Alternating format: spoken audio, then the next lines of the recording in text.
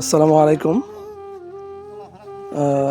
আমি এইমাত্র জানতে পারলাম আমাদের হাসাদিয়া গ্রামের পাশ দিয়ে যে রাস্তাটা আমতলির দিকে চলে গেছে, তার পাশ দিয়ে আমাদের কোল গ্রামের অনেক জমি জমা আছে এখানে।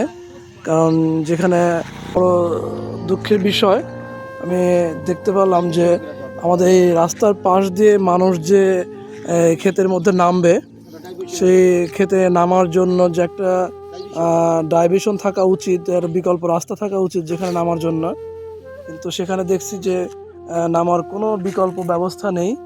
এতে আসলে মানুষের জন্য হয়তো অনেকটা কষ্ট হবে, এবং আমার উচিত এখানে একটা অন্তত ছোট্ট একটা সিঁড়ির মতো ব্যবস্থা করে দেওয়া উচিত।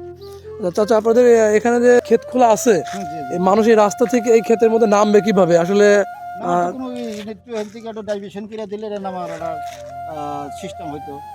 ডাইভিশন না করা পর্যন্ত ধান খেতের এগুলা তো উঠান মোটান খুব কষ্ট উঠিতে পারবে আসলে তাই তো দেখতেছি, কারণ এই মানুষের এই এত জমি জমার ধান আসবে এখান থেকে, মানুষ আসবে ওই কুল হাসাই দেয় এবং ওই জিয়ানপুর লোক হিন্দি ওটা নামা করে।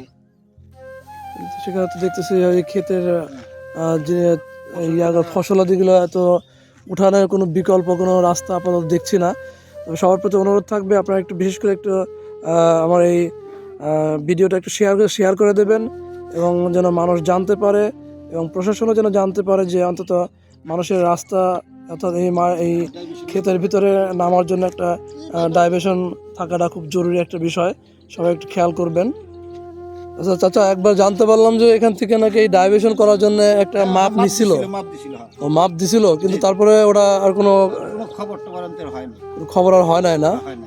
সেটা তো একটা বিপদ দেখছি আসলে। মানুষ এই জমি জমার ফসলাদিগুলো কিভাবে এই গ্রামে উঠাবে।